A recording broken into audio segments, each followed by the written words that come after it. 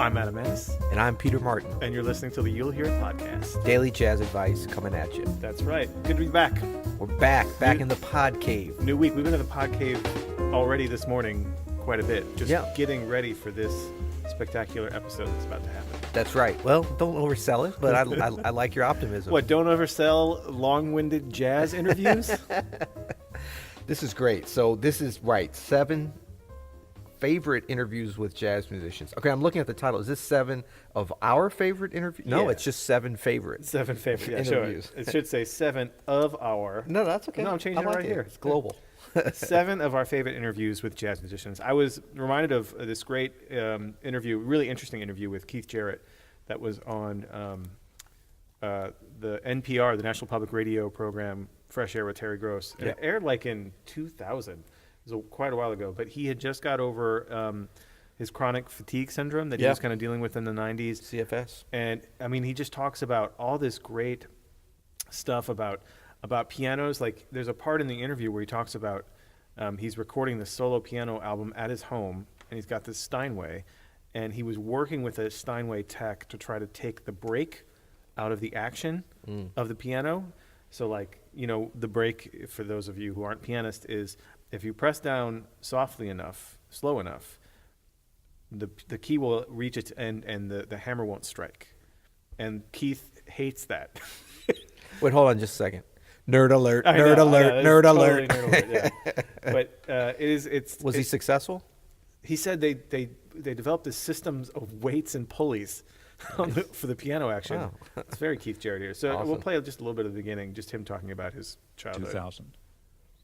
You started taking lessons, piano lessons, when you were 3, which I think is uncommonly early. Why did your parents get you a teacher at such a young age? Well, they discovered I had perfect pitch, so... How did they discover that? Well, there was an old converted player piano. Was just in the house, and I think no one really played it at all. And I ended up sitting at the piano picking out melodies that were coming out of the radio. Wow. Yeah. It's pretty fascinating interview. It's only about 20 minutes long. It's not very long. I mean, Terry Gross, what an incredible interviewer. Yeah. And Keith Jarrett, I mean, I could just listen to him talk about music, and I like there's already a little allusion to some piano privilege in his background, which is awesome. Perfect pitch at 3, player piano in the household. Yeah. Nurturing environment. But it's such an amazing interview. I haven't heard it since around that time, so I'm so glad you brought it back. I'm gonna dive back in. Yeah, and we'll actually put some links on here in a on the you'llhearit.com. We'll set up some links for some folks. Nice. So Little resource, yeah. That's good. So that's number 1. Yep. Keith What's Jarrett number on 2? Fresh Air. Okay, number 2. This is one of my favorite interviews of all time. Very controversial. And as we were talking about this subject and planning for this, I kind of dove back into it because I hadn't read it in a while. And through the magic of the internet, you can find everything. Yeah. And that's an interview in 1985 in a little periodical called Musician Magazine, which you may not know about. I do not know about. Yes, this was the big thing in the 80s. But the whole thing was not a jazz magazine. It was just truly about music. Sweet. So jazz would only occasionally get in. And my recollection, and I just found the text to the interview. I didn't even find the cover. But I can still remember. I probably have it somewhere at my mom's house. But the cover, it was like, the part that goes above the title, like musician. Mm-hmm. It'll be like a headline up there. Mm-hmm. Not the main headline and picture, but above it, it was like Wynton versus Herbie. Come on. Yeah, no, that's what it was. I mean, super it was like clickbait, clickbait 80s style, Trying to sell some magazines by That's pitting right. 2 jazz greats against each other. Right. But it was sort of rare for jazz to appear in that magazine at all, so it was like a big deal. And this was 85, a big year for like Wynton and Herbie and sort of the jazz Young Lions thing. Yeah. Wynton was on the Grammys playing classical music and jazz, and he made that might have been in 84, but it was shortly before this interview. He really made some waves because he said some disparaging things, some what could be considered as elitist things. Imagine that, Wynton. No, but just he said some things about pop music after playing classical music in like a tuxedo and then like, some killing jazz quintet stuff, 3 minutes each, like a little excerpt. Yeah, it was crazy. So what with the magazine musician? What did they usually? It was like Michael Jackson or what? Like, Yeah, it was pretty much just pop stuff, and I mean, really nothing ever classical. Maybe very occasionally something jazz. So not a lot of musicians, really. Ooh, elitist Sorry, much? sorry. I like it. But I was just looking back over it. I won't read the whole thing, but there was some funny things like, I mean, they definitely were trying to bait them. So the interview starts out, musician says, "We don't want to get you guys into an argument." That's the beginning of the article. And Herbie says, "Oh, we won't. We never argue." And Marsalis, "I would never argue with Herbie." But then they talk about, like, the first question is about blah, blah, blah, something about Wynton Marsalis and why was he so great and so much better than someone else. And Herbie says he was a better human being. and Wynton says because Louis Armstrong's technique was better. So it was like a lot of stuff like that. And then they asked him about the whole thing about what he said on the Grammys and stuff and kind of what he thought about Herbie dabbling in I mean, basically he says Wynton is just like, it was pretty obvious what I was saying because he wasn't specific about what kind of music he was disparaging on the Grammys. Yeah. And he's like, I wasn't really talking about pop music because everybody already knows pop music is way worse than jazz and classical. Woo. Yeah, I mean, this is the mid '80s, baby. Shoulder pads for the ladies, shoulder pads for the men, for the fellas. Yeah. Yeah, it was like the Wild West. Dang. All right, Yeah. I definitely got to read that. Yeah. All right, for our number 3, this is a great interview that was put out. I mean, it's been around for a while. It's an interview with John Coltrane from 1966. This great PBS show called Blank on Blank made an animation of the interview. What happened was this, I believe he's a journalist named Frank Kofsky, took the train out to Long Island to spend the day with John Coltrane. He brought along a tape recorder. They're basically just driving around, running errands, talking about music and life, and I'll play a little bit. And there's you can't see this obviously here because this is an audio podcast. I don't know if you're aware of that. No, but big shout out to YouTube. What's up? But YouTube won't even see. Oh, that's right. They won't It's see gonna it. play the audio. They'll see us reacting to it. There's a great animation that goes along with this, but the interview, even if it's just the audio, is unbelievable. Here's a little bit of that. You live far outside of wherever we are now? Well, I guess I'm about 4 or 5 miles down the road. You really sound like Farmer John. But yeah, man, when I come up here and I have to get everything I'm gonna get, I gotta go to the store and do all that because I don't want to come back up here.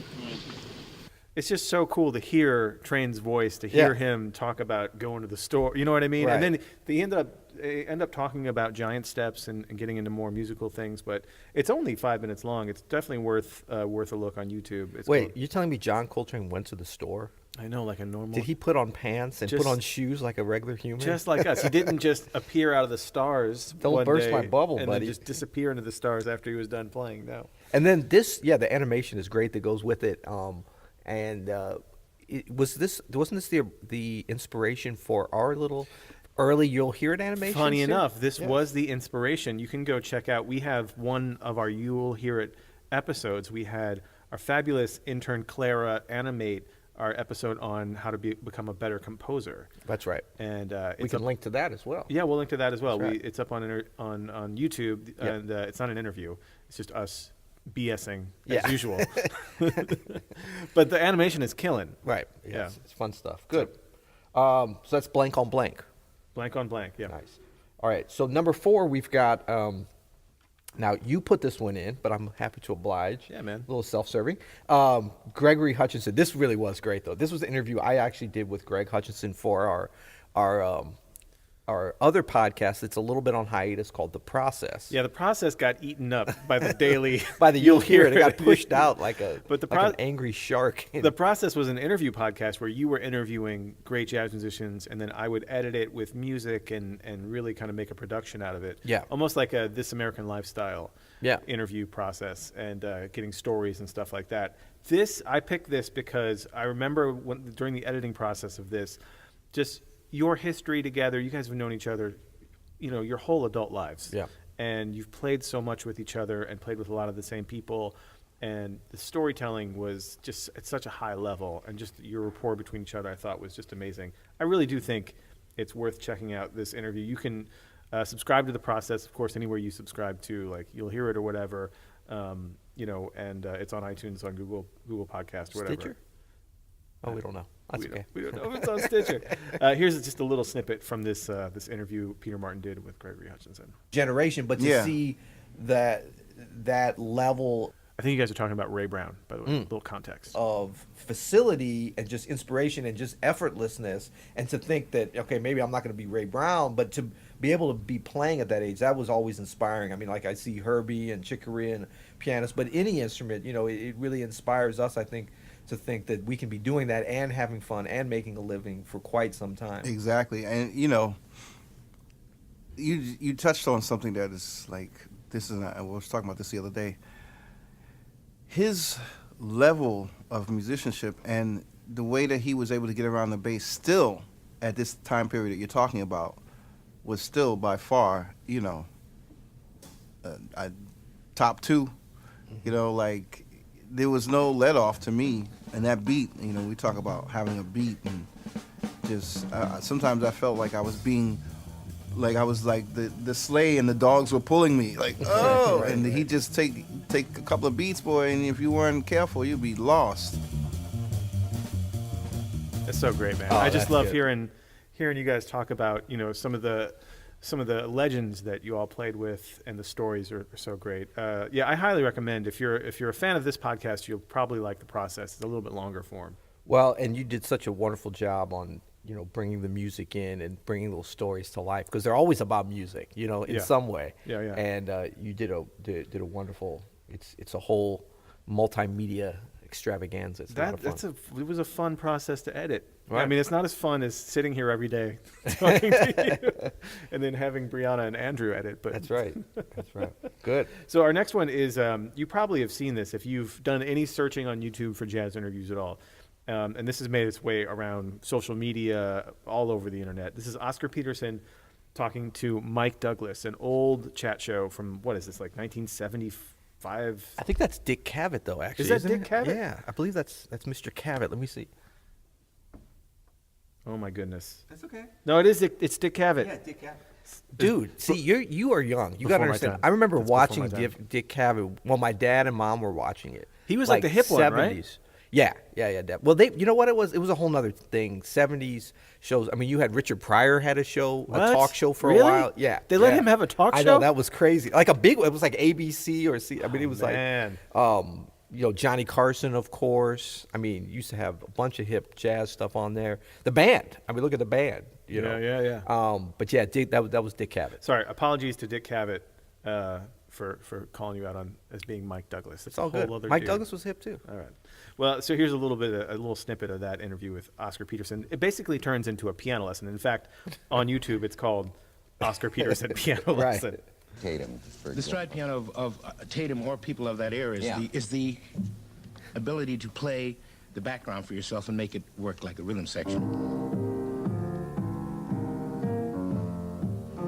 Thump, thump, thump. As opposed to when you crazy. play with the rhythm section, where you would just hold a chord usually, or punctuate with a chord and play.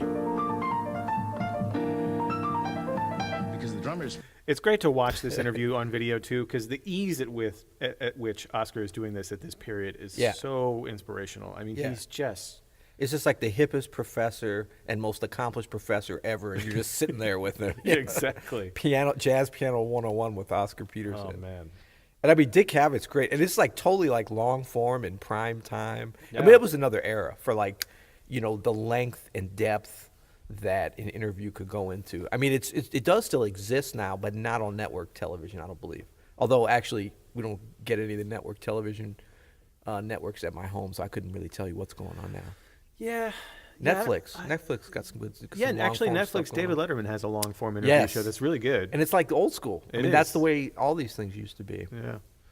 Yeah, but now every other interview show, they're in a car, they're going to get coffee, they're on a horse. Well, I kind of like the coffee car. I do. Jarrett, that was pretty good. All right, what do we got next? Okay, next we have, this is kind of an interview, but it's a little bit more. It's Christian McBride, A Day in the Life.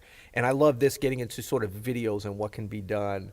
And, anything Christian, like all his interviews on NPR, on his show, on the, Jazz Night in America, the stuff that he moderates, and when he's interviewed other musicians, he is so good on either side of the mic. Yeah. As the interviewer or the interviewee. because he's such a great storyteller. And I got to tell you, from like being around him and knowing him for a long time, he is so authentic in an interview. Like, he is himself. Yeah. He does not change. Yeah. And he's so interesting, engaging, and then has all these great, not only great experiences himself, but has been around and is interested in so many different parts of music and pop culture and sports. I mean, you could, like, he's so into the Philadelphia. He's Mr. Philadelphia, of course. And he loves the Eagles. I'm like not even real. I'm kind of anti-NFL football. We'll have another show on that. Yeah. I've kind of turned my back on football, but go Saints. What's up? Where you at? Who that? I was going to say, if the Saints make the playoffs, you turn your back. That's why I turned my back. What happened last? No. But I mean, Christian like can talk about the Eagles, and it's so interesting that you get like pulled in and you want to root for them and stuff. But this video on YouTube, do you have a little bit of this queued up? I do. The day in the life. Here's just the beginning of it. Yeah. And then like, Hi, gang. That's so great. Welcome to Mr. McBride's neighborhood. What? You are in Montclair, New Jersey, at my humble home. Shout out Montclair. And you guys are going to come in, and we're going to show you around. just gives like a tour of his house, but he goes through like his whole just day. a little bit. Can't show you everything. Yeah, I've seen this actually. He does go through his whole day. I could just listen to the guy talk about anything for a while. He's got one of those voices. Total radio. Hi! Total radio voice. Like when he tries to be goofy like that, he's still cool. I know. And then, but he goes in like, it's really cool too because he goes, I think he does some of the radio program on there. Or I know he goes to the Jazz Museum in Harlem because that was during the period when he was curating up there. And really, it almost, if you didn't know him or know what he's about, you'd think this was like a stage day because he does something. But that's the way he is. Like he's always doing all these projects and he's doing them all super well. Yeah. And like he's so relaxed in everything that he does. Like he never tenses up. Yeah. I mean, he says that he does, but you can't tell. You can't tell. You can't tell. No, I remember when he came in and he did lessons for us. You know, he did his great course for us called The Fundamentals of Jazz Bass. And he just casually came in and just killed this Came course. right from the airport. He came right from the airport. Was just like, got out of his bass, wiped it down. He was like, all right, the cameras are rolling. Let's just go. And he didn't stop until like 2 days later. And we were like, everyone else is exhausted. And he's just like, all right. On to the next thing. Yeah. So, I mean, yeah, he's definitely someone. I mean, some jazz musicians, I'm like, a whole day in the life might not be that worthwhile. But this isn't really. It wouldn't be legal to see. Exactly. Yeah. This one's a nicely edited and, as I say, super authentic. All right. Well, okay. So this next one, I got to set up a little bit. Okay. This is number 7, so this is a big one. It's not necessarily an interview. This is from Ken Burns' jazz series. And actually, shout out to the entire series of Ken Burns because there are a lot of great interviews throughout the whole series of a lot of great jazz musicians. Yep. This one is one of my favorite clips of a jazz musician ever. It's sort of, I forget what episode it was. It might have been like 7 or 8. It was one of the later ones because they're talking about avant-garde jazz. And they are specifically talking about Cecil Taylor, who actually likes Cecil Taylor and his whole vision for things. But there's a point where they talk about his approach to how he approaches his audiences, and then they cut to Branford Marsalis. And it's just so satisfying. I'll just let it speak for itself here. Here it is, Cecil Taylor.